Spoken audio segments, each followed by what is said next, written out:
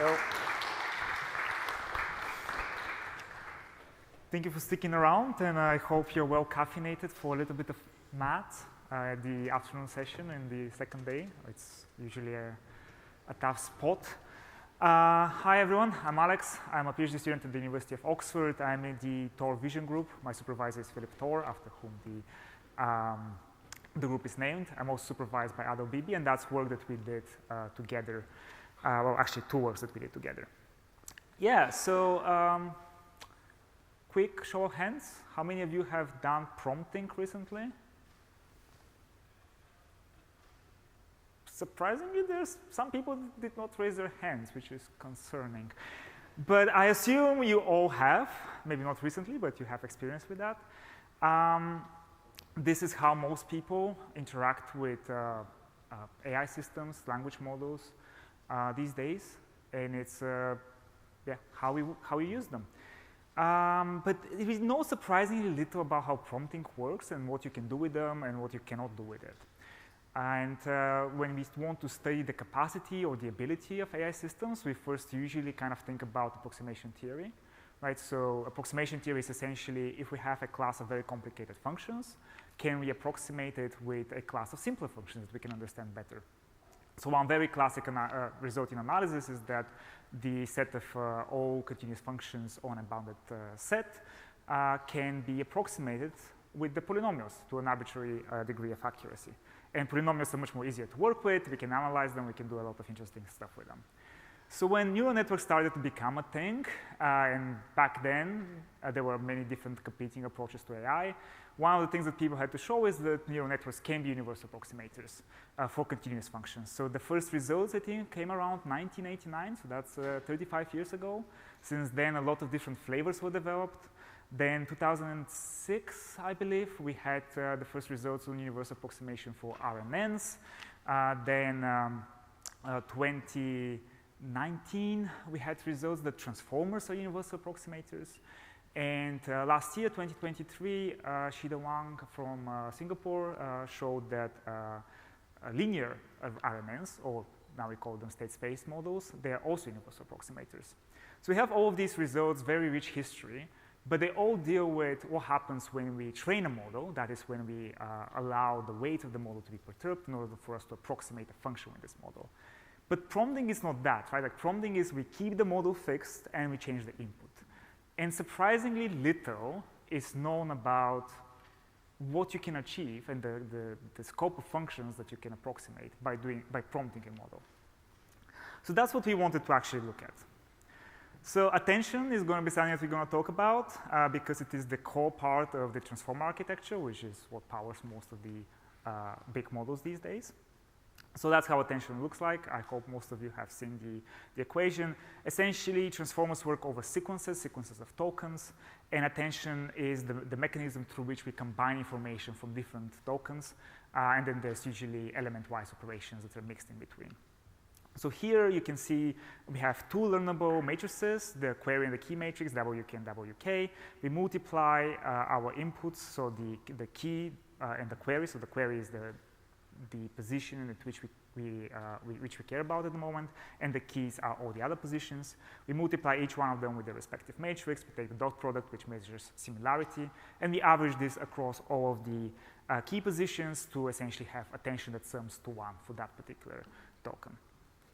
We'll see quite a few variations of this, but fundamentally, that is what powers transformers.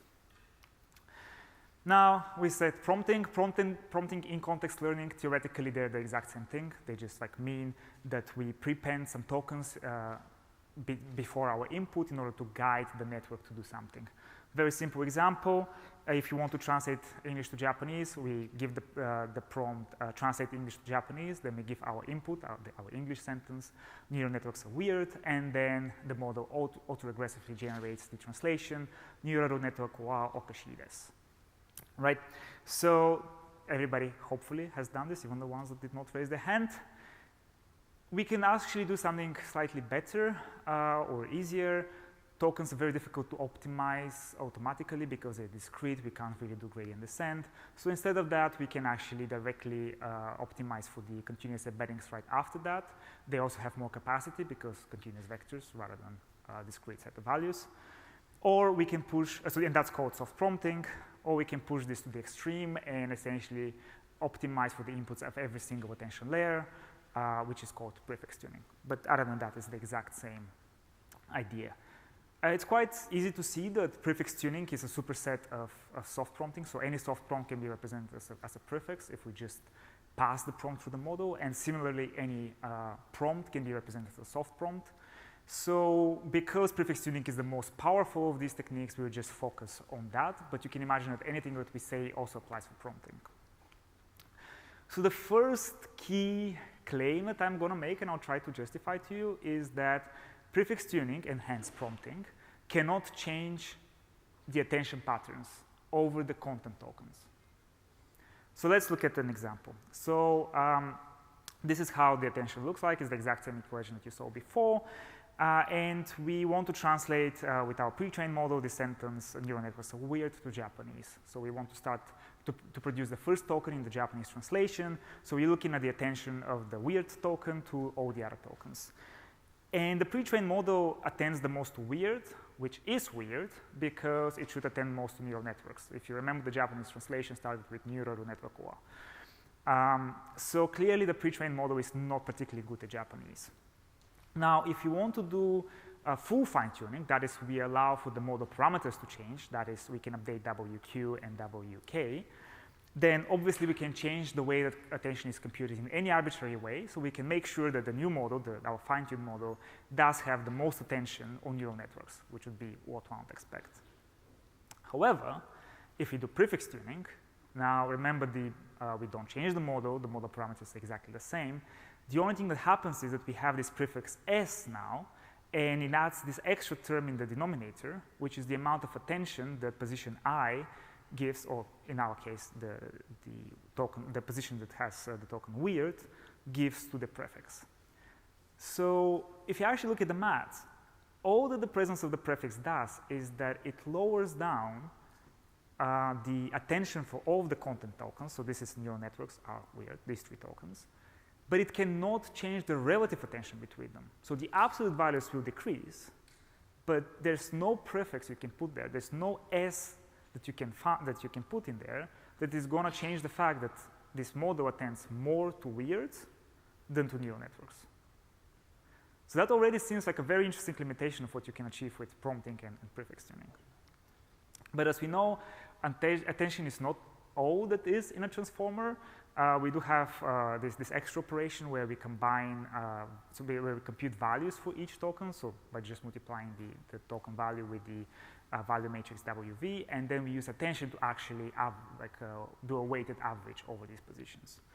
So natural question is, okay, how does this kind of limitation of attention follow through to the computation of the activation of the layer? And if you work out the maths, it's quite simple actually. But if you work it out, you end up with the fact that the prefix-tuned activation is simply a linear combination between the pre-trained activation, TI in this case, and a fixed point in the representation space. So that is just WVS, the value of your prompt or your prefix. And that is all prompting does. All that prompting does is it pushes your activations, the ones of the pre-trained model, towards a fixed point in the representation space. Now, the amount of pushing this capital A to the attention is the amount of attention of that particular token to the prefix, and it can vary between positions, so different tokens can be pushed differently, as you can see in this illustration, towards that point, but they're all pushed towards that fixed point, and that fixed point does not depend on the input. So next time that you use ChatGPT, and you give it like very fancy instructions of what to do, fundamentally, all you're doing is you're just biasing everything towards a point. That raises a very interesting question: why does it work? Right? Like it's such a it seems like such a restricted action space that your prompt actually can work in. How come this works? We have some experiments that kind of show that this seems to be sufficient if you want to specialize the model to a skill that it has seen during pre-training, which is not quite surprising. But also you can kind of use it to learn new skills as long as the composition knowing skills that it has already seen. So if it has seen A and it has seen B, now it can kind of combine them. Like you can find a prompt that will combine these things. But our experiments show that you probably won't be able to learn a completely new task. So if the model has never seen this thing and it can't really combine existing skills for this new task, then it's probably going to fail to find, like, you won't be able to find a prompt that can solve this task. This has two implications. On one hand, it's kind of sad because it means, well, you can't really prompt your way into doing anything. On the upside, for safety, it means that if you did your due diligence and your model doesn't have, let's say, skills to build a nuclear weapon, then the users cannot prompt their way into making it build a nuclear weapon. However, while the first part, so the limitation that all prompting does is just like biasing everything into a fixed point, that's a theoretical result. It holds for any transformer. That is true, absolutely. The second part is intuition and empirical results, and that really didn't sit well with us. But we had two options. One was to just sit around and like hope nobody notices and somebody like actually does the follow-up and maybe analyzes this more formally. The other option is that we actually do it ourselves. So even before that paper got accepted, we already had the follow-up that kind of was saying, well, these empirical results actually don't quite stand up to theory. And this is actually what it turned out. Prefixtuning can be a universal approximator. So that seems to be a contradiction with what I just said, so I'll kind of resolve this at the end. But let's first look again at the attention equation, right? So it's the exact same thing that we saw before. I have just split the prefix part, so the PIs and the part with the input. We will just consider a single input for the time being. And it looks something like this. It is quite difficult to analyze theoretically, but you can start simplifying stuff. And we'll hope that we can bring back this, like the complexity later. So first thing, notice that the prefix parts, the PIs, they appear twice. Once when we compute the attention and once when we compute the value. So let's just give us a little bit more freedom and let's give two different values to both of them. So we have PI alphas for the attention and PI betas for the value computation. Now let's get rid of some terms. The attention of x on x kind of doesn't have anything to do with prompting, so let's just get rid of it. And the numerator is quite complicated to deal with, so let's also get rid of that. And now we're left with this thing, but we can control PI alpha and PI beta, so do we really need these matrices? Not quite, so we can get rid of them. And we're left with this very simple expression, which I'll call core attention. And my claim is that analyzing the approximation properties of this thing, of core attention, essentially tells us what attention hat does. Why? Well, let's look at this thing. If you squint and look hard enough, it starts to look a little bit like a kernel machine, right? So you have these PI alphas that you have the dot product with x, and dot product is a measure of similarity, but it's also a measure of distance if you restrict yourself to the hypersphere. So if we restrict ourselves to the hypersphere, then we have this measure of closeness between x and these control points, PI alpha. Then we have this lambda, which is like a scaling factor. We take the exponent. So this seems kind of like weighing function. And then we have these PI betas, which we can think of as the values at these specific control points. And then we average everything. So it kind of looks like a smoothing operation where things that are closer to x matter more. And we can see this in the illustration. So we have 4 prompt positions, like these 4 solid arrows, and our x, the black dotted one. We have this weighing function that's essentially computed by the exponential, like on the left side. Now, as mentioned, PI beta, it kind of governs what the function value should be at this location, so the scale of these vectors. And the smoothing operation essentially gives us the value for x at this particular location. And we can do this over the whole like hypersphere, and that kind of gives us an approximation of a function. Now, lambda actually governs how localized the effect of each control point is. So a larger lambda means that we are effectively approximating a nearest neighbor classifier, but that means that we need larger ends, right? So we need more of these control points, which means more like longer prompts. If lambda is small, then we're doing more smoothing, so we cannot approximate less smooth functions, but on the other hand, we need shorter prompts. But fundamentally, and trust me on this, you can read the math in the paper, but I'm saving you about 8 pages of proofs. This thing's a universal approximator, right, for functions, continuous functions on the hypersphere. Now, if that's the case here, and like kind of you can ignore the hypersphere thing, you can then show that the hypersphere, like the Euclidean space can be mapped to a hypersphere, so that's not really a restriction. But what is a restriction, that this is not an attention head, this is not a transformer, right? Like that's a different function.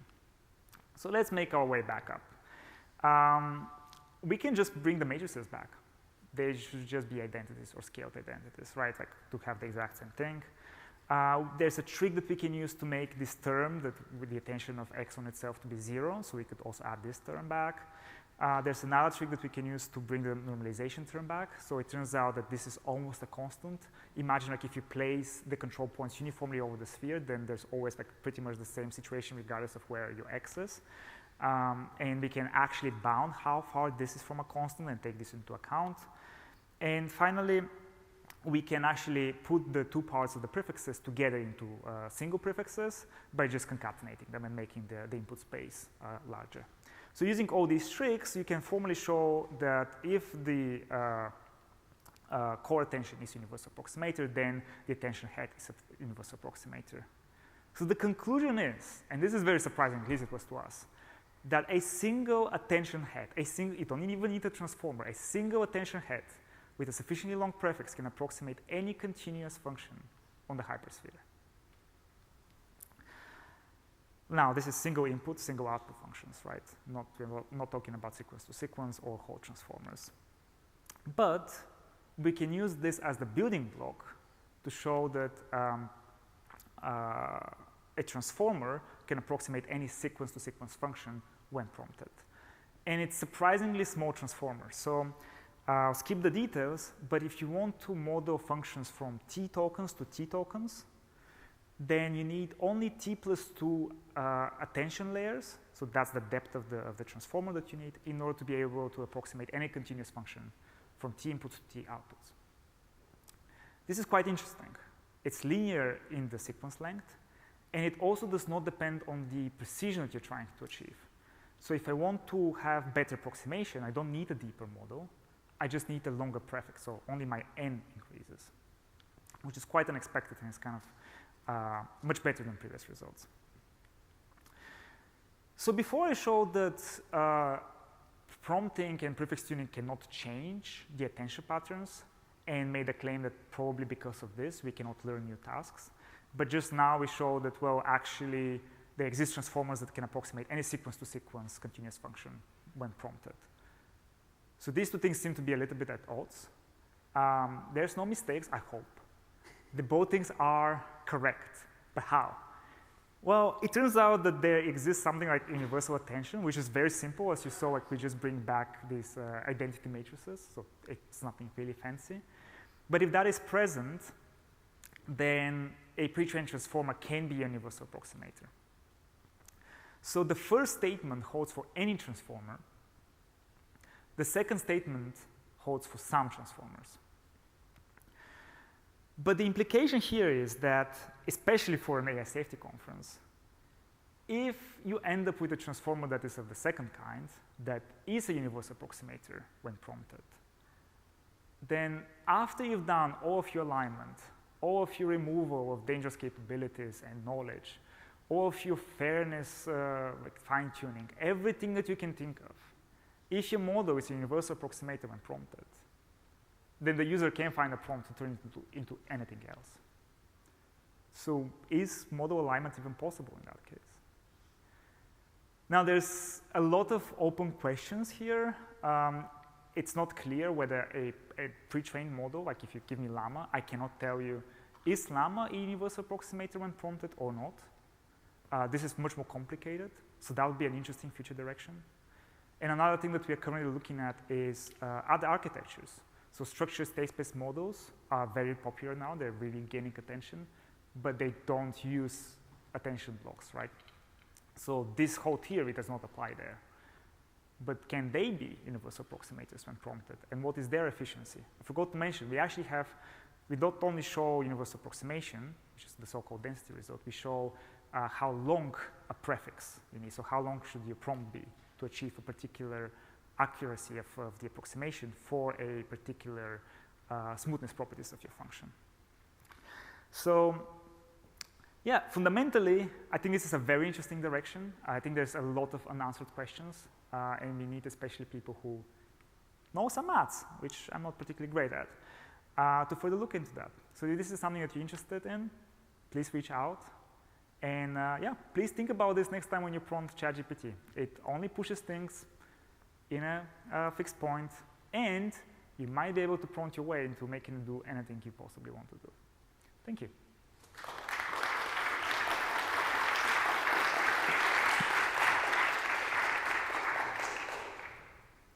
Questions for Aleksandar?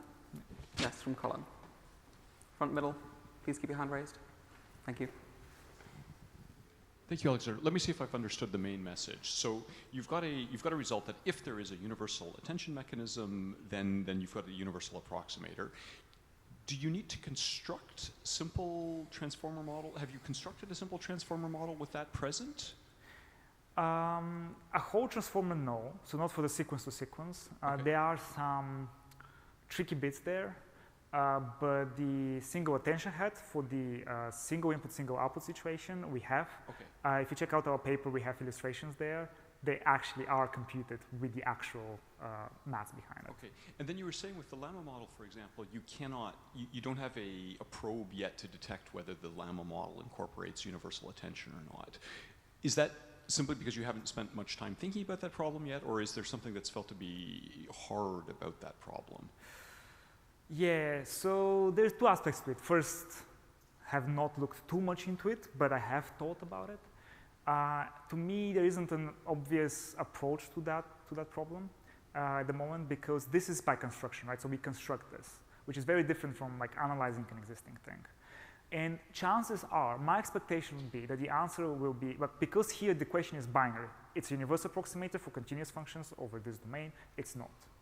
Chances are, an actual pre-trained model is not going to be a universal approximator. That's my personal feeling. However, it probably can approximate a particular subset of functions very well. And so you'd need to kind of relax the question and like start asking about interesting sets of functions that you might care about. And it's not entirely clear what set of functions makes sense in that setting. So even like how you formulate the exact process, and this would be the sort of bound that's called Bernstein bounds. Bernstein bounds, yeah. So there you're looking at which are, given a model, which are the classes of functions that can be efficiently approximated by this model, which is much more difficult problem to solve, but much more interesting as well. So if anybody has ideas, please reach out. Thank you. The back on the right.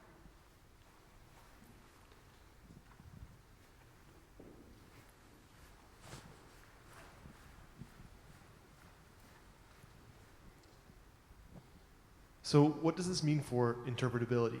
Like I do my interpretability and I find a universal attention head. Have I now solved the structure? It's not very satisfying, right? Life is not always satisfying. I think, yeah, so you could have some connections. For example, Oscar showed that there's, like if you perturb the activations, right, you see like this different behavior. And I think there's quite a lot of work in the interpretability literature that do that. And we kind of, in the first part, we kind of show how this might be able to work, right? Maybe it's equivalent to a prompt. Maybe if you perturb the activations, there's an equivalent prompt that does the same thing. Or maybe when you prompt the model, what you're doing is you're perturbing the activations the same way. So if, for example, in the sentiment analysis case, if I want the model to answer wrongly, right? If my sentiment is positive, but I want to change it to answer in a negative way, then I could prompt it with respond in the opposite way. Or if the sentiment is positive, respond with negative. And maybe that prompt, if you look at the bias that it induces internally, is the same that you would like find through these methods and actually manually add afterwards. So there might be sort of connections there as well. Excellent. Can we move across the middle? Thanks. do limitations on context length sort of break this in any way? Like to approximate more and more complicated functions, is your prompt getting longer and longer? And so if you knew that there was only so many extra characters that you could add for your prefix, would that stop it from being able to approximate literally anything? It's an excellent question. Yes, so I think our results are quite neat in the sense of your prompt is going to be only as long as it needs to be. So if you have a very smooth function, you need a very short prompt. If you have a constant function, you need a prompt of length 1. And as the functions you're trying to approximate becomes less smooth and more complicated, then you need longer prompts. So it is true that yes, if the function that you want to approximate is very, very complicated, like truncating the length of the input is going to be a solution. It's also true that our results, and this is another call for if anybody's interested in looking in this sort of stuff. One thing that also feels unsatisfying with these results is that our complexity, so the rate at which the prompt grows, has a term that is square in the dimension, which is something that you would not typically expect. So typically with universal approximation, you get the length or the number of parameters that you're optimizing, which in our case is the length of the prompt, would scale as the precision that you want. And so the smaller the precision that you want, the faster it scales, but linearly in that, and also with the dimension, but again, linearly in the dimension. But we see square scaling. And I'm not sure if that is because my analysis is loose and my math is not perfect, or because it's fundamentally more complex and more complicated and requires more prompts to to model a function by prompting a pretrained transformer versus training the pretrained transformer, right? Because the training the transformer has better scaling. But again, not sure if that's loose mathematical analysis or a fundamental limitation of prompting. But I think it's another interesting question to look at. Thanks. Question perhaps from the left half of the room, if you have any? No? Any more? Yeah, Hoagie in the back. Thanks. I was wondering, do we know anything about the sort of limitations of this in terms of, so if we have something which is a universal approximator for a fixed context length, does that mean necessarily, for example, that it will be super highly poorly conditioned for anything that's longer than that context length, or what are there particular drawbacks to this strategy of function learning? So we don't fix the context length. So what is fixed here is the depth of the model, which governs how long sequences you can model.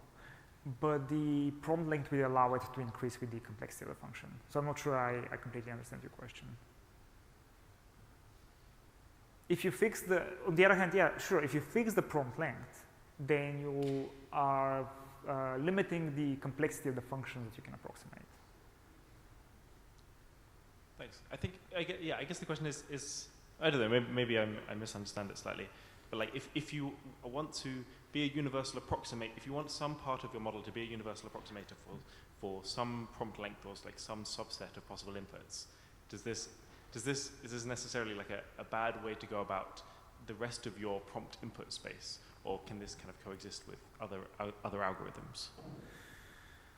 Yeah, so here we kind of assume that there's not, the transformer is empty, right? It actually has no knowledge, it has no algorithms embedded inside it, it cannot do anything by itself. So the transformer in this setting, its sole purpose is to interpret the prompt as very low level instructions. Now, if you fine tune a model on natural text, if you pre-train it, if you do all this stuff, then obviously there's a lot of structure, knowledge, and skill already present there. And in that sort of a case, the prompt should be able to leverage this, but it's of course much more difficult to reason theoretically about how you leverage this sort of thing. But this is what we saw in the experiments that I skipped from the first part. We saw that if the model during pre-training has seen particular skills, so we train it on very small model, 4 layers, we train it on sorting numbers in ascending order, descending order, incrementing them by 1, incrementing them by 2. So if it had seen these 4 tasks, then prefix tuning it for any of these 4 tasks, and it's seen them without any label which task it sees. So it sees a string of numbers, and doesn't know, okay, should I increment them, should I sort them in ascending order, it doesn't know. So it gives it will pick a solution at pretty much 25% probability. But then we can prefix tune it so that it always picks only one of them, right? So it's very easy to pick out the skill which exists in the model. We don't need a massive prompt. Prompt of length 1 is sufficient. Similarly for the compositional task, right? So there also a very short prompt is sufficient to combine 2 of these skills. Again, like prompt length 1, like you don't really need anything longer than this. But it is because the skill is already present.